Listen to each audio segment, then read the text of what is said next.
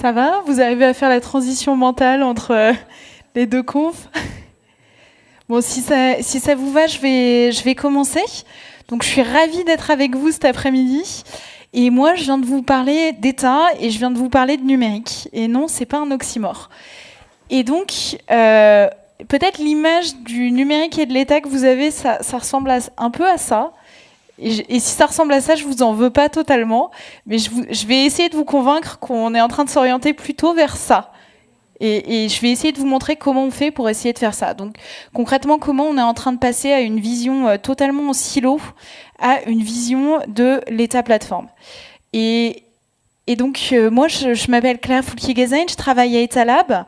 Donc, Etalab, c'est un service du Premier ministre et on est en charge d'open data, d'ouverture des données publiques, de gouvernement ouvert et aussi de data science. Et c'est un petit peu le laboratoire action de l'État, là où on teste des nouvelles manières de faire le numérique au sein de l'État français. Donc, bon. Hop, on va faire à l'écran. Ah oui, en fait, je crois. Voilà, ça va être mieux. Donc, je vais déjà vous parler un peu de où on part et comment ça se fait que dans les années 2010, beaucoup d'États dans le monde, dont la France, ont commencé à changer radicalement la manière dont ils avaient de traiter des questions numériques. Donc, on essaye de se remettre en arrière entre les années 2000 et 2010. Et là, qu'est-ce qu'on a? On a des technologies qui se changent radicalement. Donc on a la Silicon Valley, on a un bouillonnement et on a des logiciels qui apparaissent et qui commencent à dévorer le monde, donc selon la célèbre expression de Mark Andersen. Et les États commencent à se rendre compte de ça et se rendent compte aussi, comme beaucoup d'entreprises, que les structures traditionnelles, ces gros silos, sont en train de se faire bouffer par ces techniques agiles et ces nouveaux logiciels. Donc il y a vraiment un apport technologique qui arrive dans ces années-là et l'État commence à se rendre compte de ça et se rend compte aussi que les attitudes des citoyens par rapport à la technologie changent. Au même moment, on a aussi un nouveau secteur qui apparaît, donc on appelle les civic tech, qui apparaît d'abord aux États-Unis. Et là, on est sur des groupes un peu hybrides qui sont pas tout à fait des startups, qui sont pas tout à fait des associations et qui commencent à utiliser la technologie pour répondre à des besoins publics, à des choses qu'assurait l'État d'ordinaire. Donc on va avoir, par exemple, une organisation comme Change.org qui commence à faire de la pétition citoyenne avant même que l'État américain lance We the People, donc qui est la plateforme de pétition sur laquelle, si vous dépassez 100 000 signatures, l'administration vous répond. Donc on a tous ces mouvements qui bâtissent aussi des infrastructures. On a une communauté que je trouve particulièrement fascinante, qui s'appelle OpenStreetMap, et je crois que vous allez avoir une intervention juste après, qui, elle, bâtit une infrastructure géographique libre et qui vient concurrencer finalement les systèmes traditionnels, en France, l'Institut national géographique. Donc on a vraiment ces communautés-là qui arrivent avec de nouveaux outils, de nouvelles solutions et qui tapent à la porte de l'État. Et ce mouvement n'oublie pas la France, et je pense qu'une de ces dernières moutures, je ne sais pas si vous l'avez vu passer, c'est par exemple la plateforme Bob Emploi, donc qui est de l'intelligence artificielle mis au service de la recherche d'emploi et qui a été fait par une ONG avec des fonds publics et avec des fonds de donation. Donc on est vraiment sur des modèles mixtes et sur des nouvelles solutions et des nouvelles technologies qui résolvent des problèmes publics. Et j'aimerais introduire un dernier concept pour ce petit panorama. C'est le concept de multitude. Donc parmi les deux auteurs, il y a Henri Verdier qui est actuellement le directeur de la direction interministérielle du numérique. Donc c'est mon boss, mais je le cite pas pour failloter, je le cite parce que je pense que c'est assez clé, cette idée que l'innovation n'est pas forcément, enfin, les grandes organisations comme l'État prennent conscience que l'innovation arrive plutôt à l'extérieur et arrive par ce qu'on appelle la multitude, c'est-à-dire les foules de contributeurs qui vont se passionner pour Wikipédia, qui vont rentrer des données dans OpenStreetMap. Et c'est ces gens-là qu'il s'agit d'attirer vers les organisations comme l'État.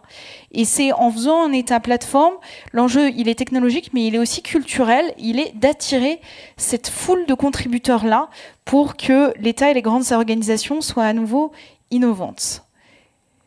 Donc, maintenant, je vais vous présenter les ressources en commençant par 2 chiffres que vous connaissez peut-être pas, qui peuvent un peu surprendre.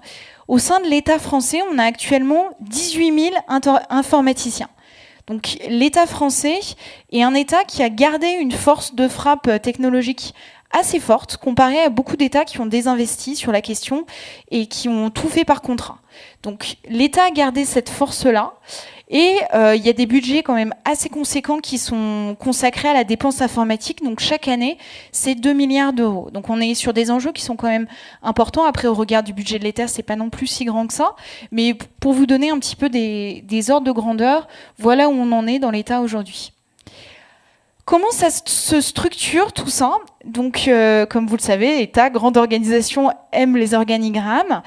Et là, donc, au cœur de cette transformation numérique, on a cette direction interministérielle du numérique, des systèmes d'information et de communication.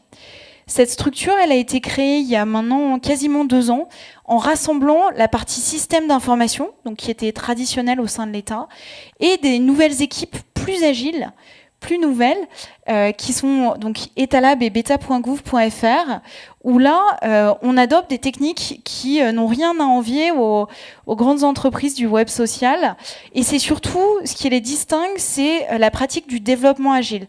Donc c'est cette idée de se dire, on va plus faire des projets qui prennent 10 ans à se constituer avec un cahier des charges, etc. La logique du développement agile, c'est d'itérer toutes les semaines et de réussir à faire des produits qu'on fait pivoter au fur et à mesure du temps. Donc le pari de ces structures, c'est de se dire que ça, qu'on peut adopter ces modes de développement même au sein de l'État.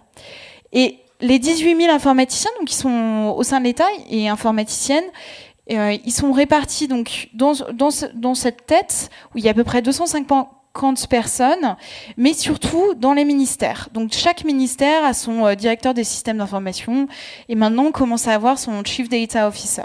Donc ça ressemble un peu, ça peut ressembler à la structure d'une grande entreprise, sauf qu'on a ces petits composants qui viennent disrupter un peu tout ça. Mais bon, je vous ai parlé des organisations, mais finalement, c'est souvent les hommes et les femmes au sein de ces organisations qui poussent et qui transforment. Donc là, c'est l'équipe d'Etalab, dessinée par un stagiaire de 4e qui était venu passer une semaine avec nous. Et bon, j'espère que vous arrivez à vous rendre compte que c'est une équipe honnêtement relativement diverse. Quand j'ai commencé, on était 2 femmes dans l'équipe, ça s'est bien arrangé. En termes de compétences, on est une équipe où les 2 tiers des compétences sont techniques, donc développeurs, data scientists. Après, comme vous le voyez, c'est une équipe de taille modeste. Je voulais vous donner cet exemple de l'équipe d'Etalab parce que au sein de l'équipe, il y a des profils où vous n'aurez jamais deviné que ces gens-là auraient travaillé dans l'État. Donc, dans l'équipe, on a, par exemple, quelqu'un qui était champion mondial de parapente. On a des gens qui ont arrêté leurs études juste après le bac. On a aussi des gens qui sont complètement surdiplômés. Donc, c'est une équipe qui est un peu à l'image de la France et qui est assez diverse dans ses compétences. Et je pense que c'est en réussissant à faire venir ce genre de personnes au sein de l'État qu'on peut changer les choses de l'intérieur. On se voit tous comme des hackers et je crois que c'est ce qu'on essaye de faire. Et au sein de cette équipe, il y a beaucoup de gens qu'on a recrutés parce qu'on les avait repérés dans des hackathons ou dans des communautés comme Wikipédia, OpenStreetMap. Donc là aussi, cette idée d'attirer les meilleurs de l'extérieur vers l'intérieur de l'État. Après, je vous parle d'une petite équipe. Je pense que ce mouvement, il est à généraliser. On en reparlera. Et puis, donc, je vous ai parlé des organisations, des hommes et des femmes. Il y a aussi des infrastructures qui sont les ressources clés de cet État plateforme. Donc, quand je dis infrastructure, ça peut être des choses comme France Connect, donc qui est un système d'authentification, ce qui fait que vous avez, et on est en train de le généraliser, mais ce qui fait que quand vous interagissez avec le service public en ligne, vous n'aurez pas à remettre tout le temps et à vous créer des nouveaux mots de passe. On a ce système d'authentification unique de tous les citoyens. On a un réseau interministériel de l'État aussi. Et puis, ce qui est plus nouveau, est assez original, je dirais, par rapport aux autres pays, c'est le fait que la France a des véritables infrastructures de données. Je crois que c'est un mérite de l'organisation très très centralisée de la France. C'est un héritage presque monarchique, la centralisation française, mais en termes de données, ça nous sert énormément, parce que là où des pays comme les États-Unis doivent grappiller des données au niveau des cantons, par exemple, pour les données de santé, aux États-Unis, elles sont disséminées dans les États, dans les cantons, ils sont incapables d'avoir une grosse base pour pouvoir faire des politiques de santé plus intelligentes. En France, le fait d'avoir eu un système si centralisé a eu au moins le mérite d'avoir des infrastructures de données vraiment solides. Donc ça, c'est un vrai avantage compétitif de la France. Donc ça, il y a des infrastructures qui sont historiques, comme les bases de données de santé, mais il y en a aussi des nouvelles, comme la base adresse nationale, donc, que Etalab a créée avec à la fois l'Institut géographique national, mais aussi OpenStreetMap. Et l'idée, c'est de se dire, parfois, on a besoin d'une infrastructure de données, mais on n'a pas les données. Donc, comment on fait pour les mettre ensemble? Et là, grâce à ça, on a 25 millions d'adresses en open data, ce qui veut dire que vous pouvez tous les réutiliser et réutiliser l'API. Et une adresse, ça veut dire que, par exemple, ici, au 37 rue de Turenne, on a les coordonnées, la longitude et la latitude qui correspondent à la plaque même de cette adresse.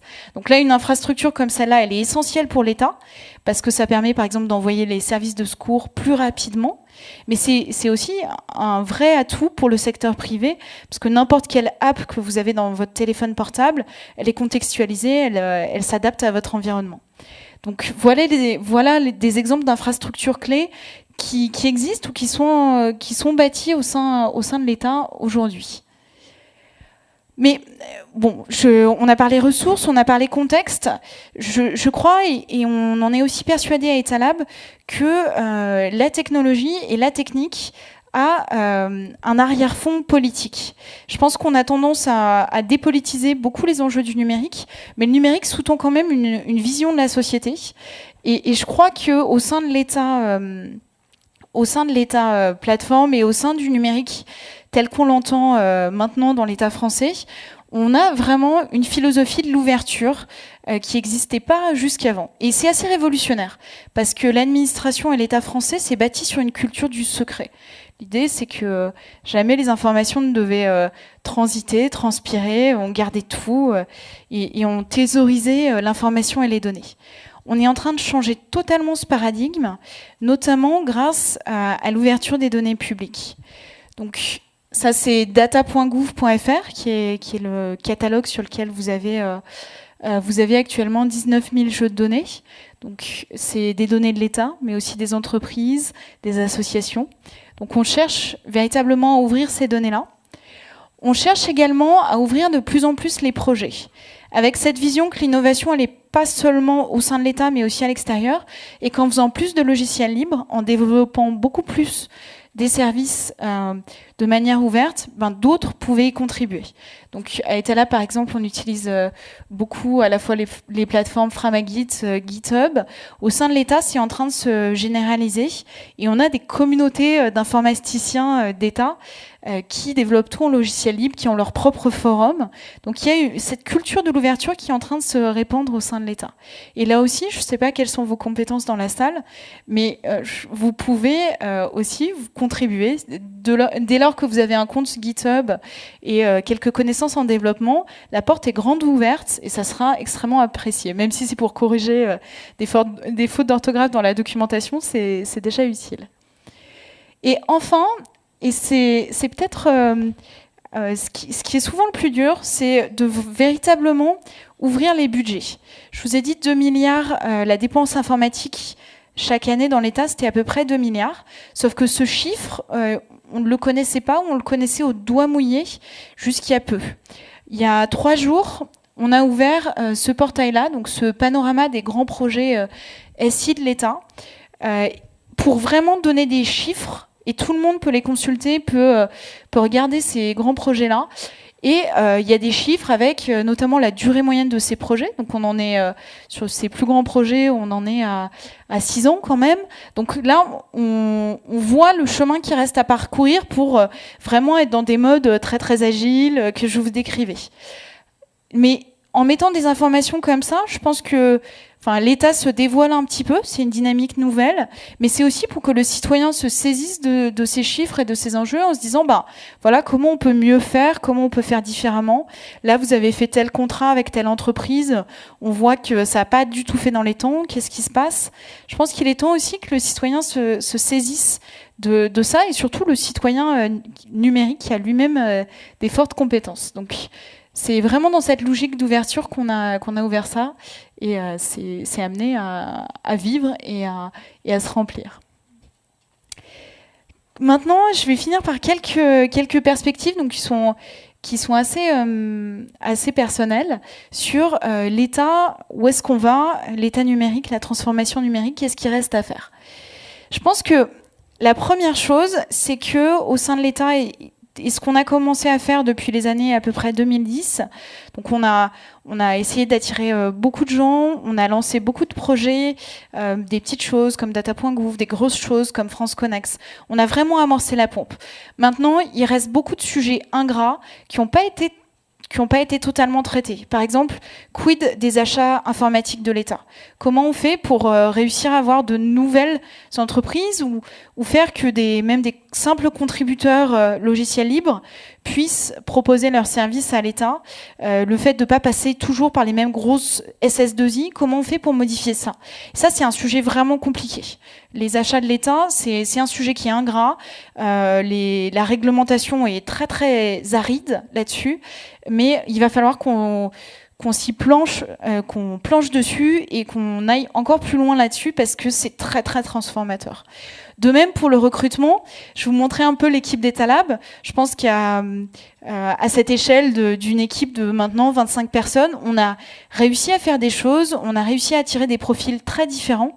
Comment on fait pour, dans ce pool de 18 000 informaticiens de l'État, réussir à attirer de nouvelles personnes, de nouveaux profils, et surtout former tous ces gens qui sont dans l'État et qui ont besoin parfois de se remettre à jour des nouvelles techniques de développement agile ou même des derniers langages de programmation. Et bien sûr aussi le sujet de la dette technique sur certains projets. Donc il reste ces sujets-là, c'est un vrai travail de fond. Ça ne veut pas dire qu'on ne les a pas attaqués, on a commencé, mais il reste un énorme travail à faire là-dessus. Il y a un autre enjeu qui est pour moi, et c'est aussi un appel à vous, c'est de réussir à intéresser plus et à faire comprendre et aux politiques et aux citoyens qu'il y a des enjeux derrière le numérique et qu'il y a des projets de société derrière le numérique. Moi, il y a quelque chose qui m'a marqué, donc ça fait 2 ans et demi que je suis à Etalab. La consultation pour la loi pour une république numérique m'a beaucoup marqué parce que c'était la première fois que était publié le brouillon d'une loi et que les citoyens pouvaient y réagir. Donc il y a eu 20 000 contributions sur cette loi et c'était la première fois que c'était fait. Je ne suis pas sûre qu'il faille le faire à chaque fois, mais c'est quand même une sacrée porte d'entrée. Et sur un sujet comme le numérique, où il y a autant de communautés, autant d'acteurs, autant de gens qui ont des bonnes idées à l'extérieur de l'État, je pense que c'était un exercice vraiment très intéressant et qui serait à renouveler sur les enjeux numériques. Donc, et en termes politiques, par rapport aux différents politiques, je pense qu'il y a un intérêt qui varie de personne à personne. Il y a certains politiques qui ont une appétence naturelle pour le sujet, d'autres à qui ça parle pas du tout. Il y a peut-être un effet générationnel, mais là aussi, je pense qu'il revient aussi aux administrations de peut-être vulgariser un peu plus et faire comprendre les enjeux politiques derrière des choix techniques. Donc c'est ce qu'on essaye de faire et un exercice comme celui-là était assez intéressant, j'ai trouvé. Et enfin, j'ai envie de finir par un concept très très old school qui est celui de la mutabilité. Je pense que c'est le vrai enjeu. C'est donc Louis Roland, qui est un professeur en droit et qui, dans les années 20, a décrit les 3 principes du service public. Donc, il disait qu'un service public, il doit être accessible, il doit être égal. Et il a parlé et le 3e principe, c'était la mutabilité. Et la mutabilité, c'est de se dire que l'État doit s'adapter aux derniers bouleversements techniques. Donc l'État doit prendre en compte les dernières technologies et se mettre à la pointe. Et avoir conscience des enjeux de société derrière ces technologies. Donc à l'époque, on n'était plus sur des enjeux d'infrastructure, on était sur des enjeux du réseau ferroviaire, des avions, etc. Là maintenant, les infrastructures, c'est des infrastructures de données, c'est des infrastructures informatiques. Et il y a un vrai enjeu de service public, donc ça veut dire que ça nous concerne tous, à ce que l'État se mette vraiment à cette frontière-là et reste dans cet objectif de mutabilité. Voilà ce que je voulais partager avec vous, et puis si vous avez des questions, n'hésitez pas.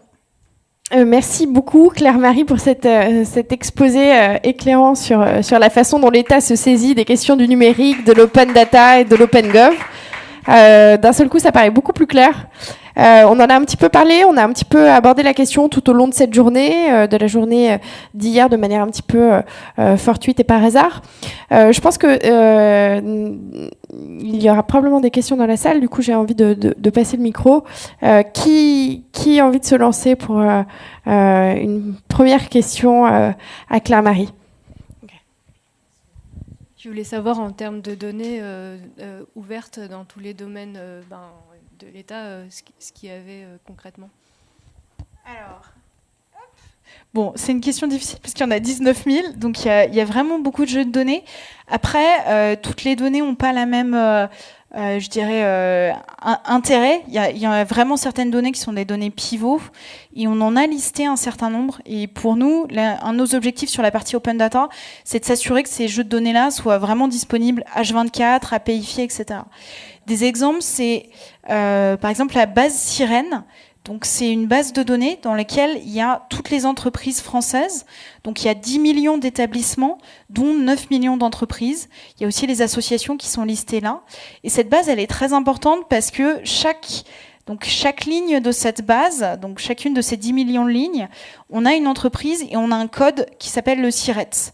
Peut-être que vous en avez si vous avez des entreprises vous-même. Donc vous êtes quelque part dans la base. Et ce qui est important avec ce SIRET, c'est que dans plein d'autres bases de l'État, il y a le SIRET qui est utilisé. Donc ça permet d'interconnecter des bases. Donc celle-là, elle est très importante. Il y en a d'autres. Une autre que je trouve très intéressante, on a des bases de santé qui sont ouvertes. Donc là, en matière de données de santé, on fait bien sûr très attention. Il y a des questions d'anonymisation. L'État va jamais publier votre nom et votre dossier médical, mais on a des bases de données sur la consommation des médicaments à une échelle territoriale qui est assez fine. Donc ça permet de se rendre compte d'écarts. On en a une sur les dépenses de santé, ce qui permet de se rendre compte aussi d'inégalités sur le territoire français, comme quand dans un département, la chirurgie de la hanche coûte tant, et dans un autre, il coûte tant. Enfin, là aussi, le citoyen peut s'en saisir. Peut-être une dernière pour la route, il y a aussi la base des accidents de la route, qui est en open data, où là, on a tout le territoire, et on sait où les accidents se produisent. Et avec une base comme ça, c'est aussi à charge pour l'administration et les élus locaux de s'en saisir en se disant, voilà, là, il faut vraiment faire quelque chose, il faut vraiment réparer cette route. C'est pas possible, on a toujours des accidents là. Donc ça sert aussi à ça. Pour continuer sur la même question, c'est est-ce que il y a encore des blocages, on va dire, sur certains sets en fait? Donc les blocages, ils sont avant tout culturels, je dirais. On a une grosse partie de notre travail à Etalab, quelles que soient nos compétences à la base, qu'on soit tech ou non tech, c'est de l'évangélisation. C'est trouver au sein des ministères les quelques personnes qui comprennent de quoi on parle, qui sont motivées, qui ont envie de faire bouger. Non, mais je pense que ça, c'est commun à quel que soit le changement social que vous essayez d'incarner. C'est vraiment trouver ces personnes-là. Après, on réussit, là on est quand même dans une bonne phase avec la loi numérique, on a réussi à faire sauter quelques blocages parce qu'il y avait des administrations qui continuaient à vendre de la donnée. Par exemple, la base Sirène dont je parlais, elle était auparavant vendue par l'INSEE et ça leur apportait 10 millions d'euros par an. Et donc là, on a un peu bataillé ferme et finalement ça s'est ouvert et aussi l'INSEE s'est converti au principe de l'open data.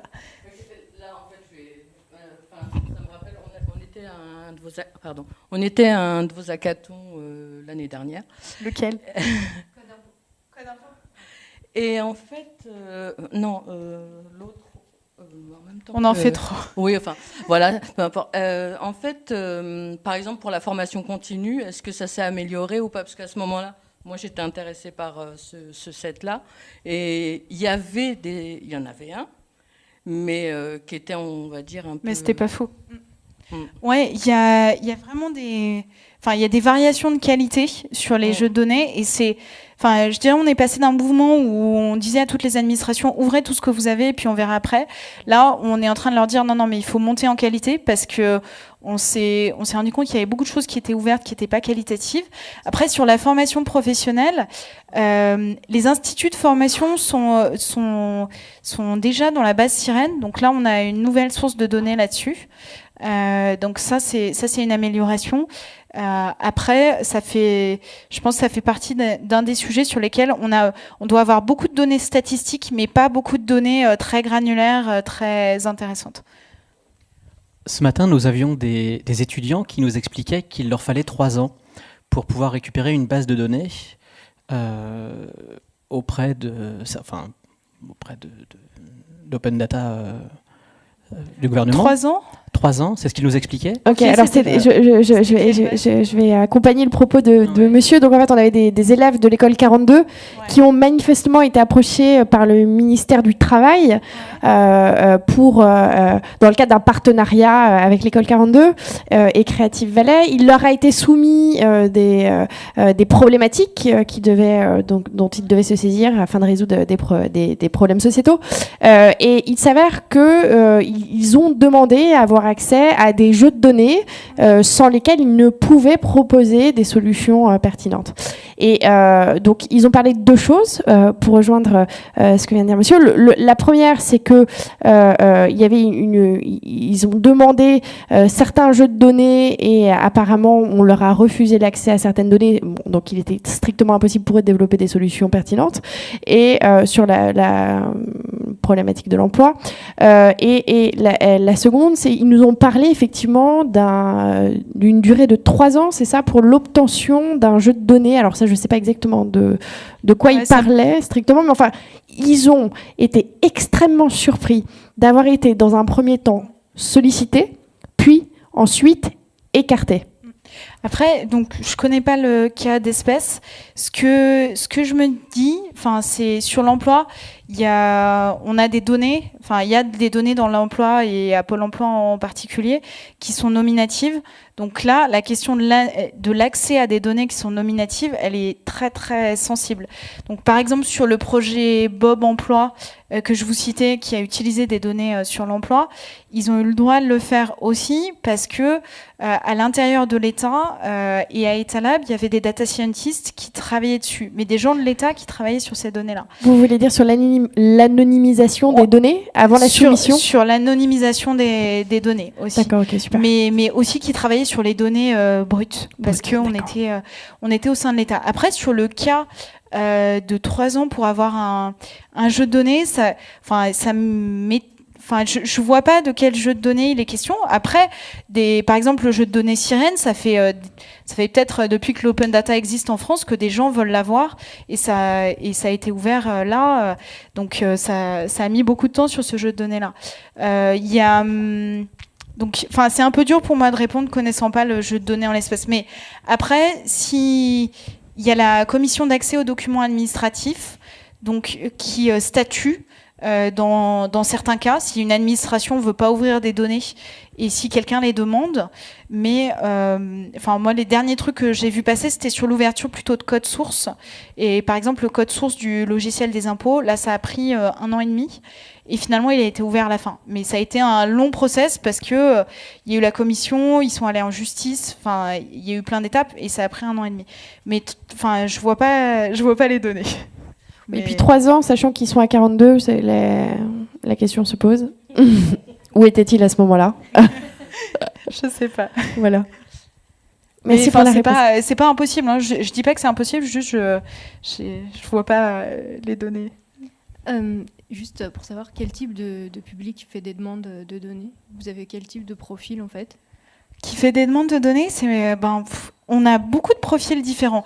On a mis en place une procédure qui s'appelle la saisine de l'administrateur général des données. Bon, le nom est un peu ronflant, mais c'est pour réussir à faire monter ces demandes, parce que sinon ça arrivait sur notre adresse mail et c'était perdu dans la masse des spams. Donc on a créé ce process-là. Et là, ça va... on a des demandes.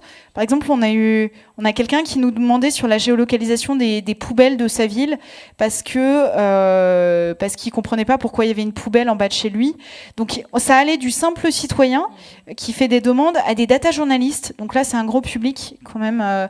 Et c'est vraiment une bonne chose pour l'open data que cette profession se répande. On a aussi beaucoup de startups qui demandent des données pour créer des applications, avec la limite que souvent on se retrouve à leur dire oui, mais vous aurez pas les données avec au niveau individuel. Enfin, juste on peut pas ouvrir ça. Vous allez avoir un petit peu d'agrégation. Donc parfois on est un peu déceptif pour certaines startups parce que on peut bien sûr pas tout ouvrir et pas tout donner.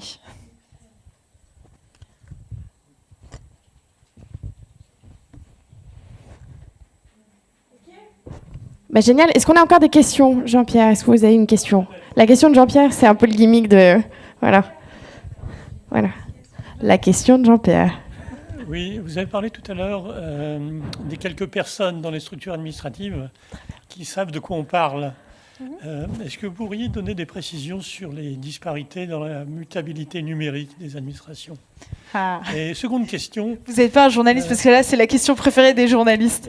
Est-ce que, à partir des données dont vous disposez, vous avez un élément d'évaluation de la capacité informatique des services, par exemple, déconcentrés?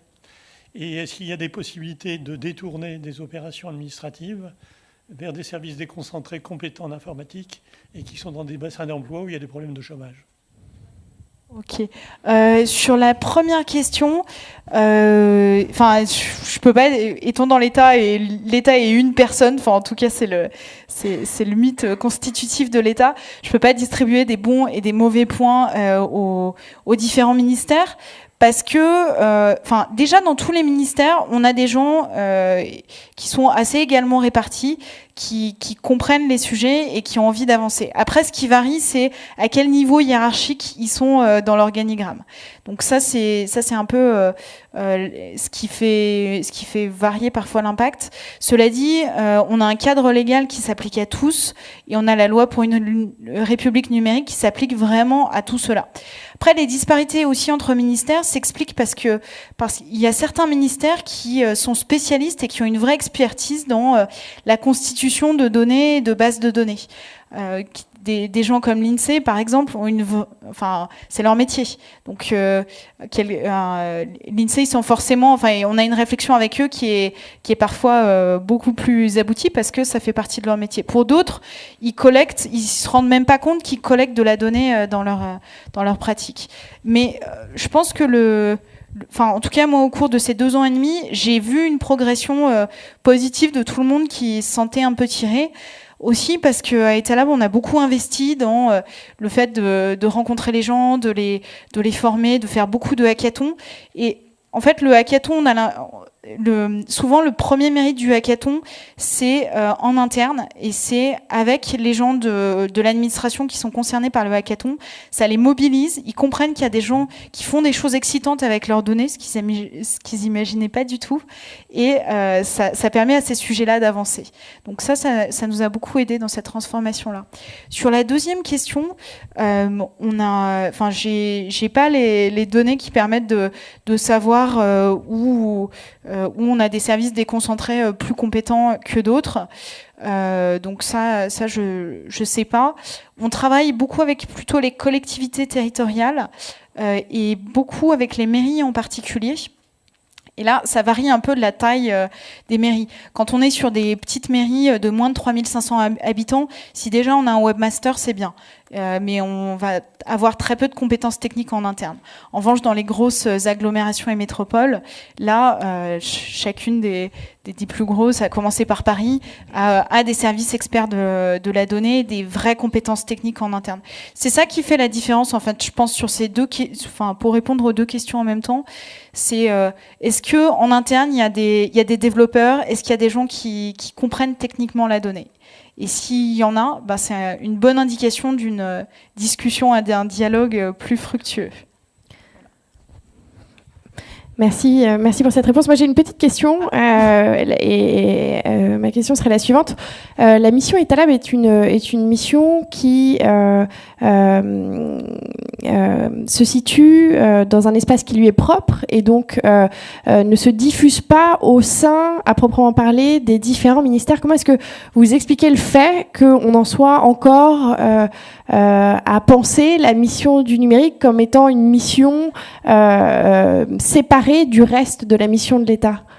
Alors, on est en Etalab et en interministériel, donc on est au niveau Premier ministre. C'est quelque chose qui a changé dans le temps et je pense qu'il y a une certaine cohérence à être en interministériel parce que ça permet d'être un peu au-dessus de tous les ministères et de les accompagner. Et on a des correspondants dans chacun des ministères. Quand vous dites correspondant, du coup, est-ce que vous pouvez nous éclairer sur... Oui, on a par exemple un correspondant, bon, le mot est un petit peu désuet, mais on a un correspondant Open Data dans chacun des ministères. Donc c'est une personne qui a pour mission de répandre l'open data et d'ouvrir un maximum de données. Donc ce sont des profils techniques. Donc c'est des profils mi-technique, mi-gestion de projet. D'accord.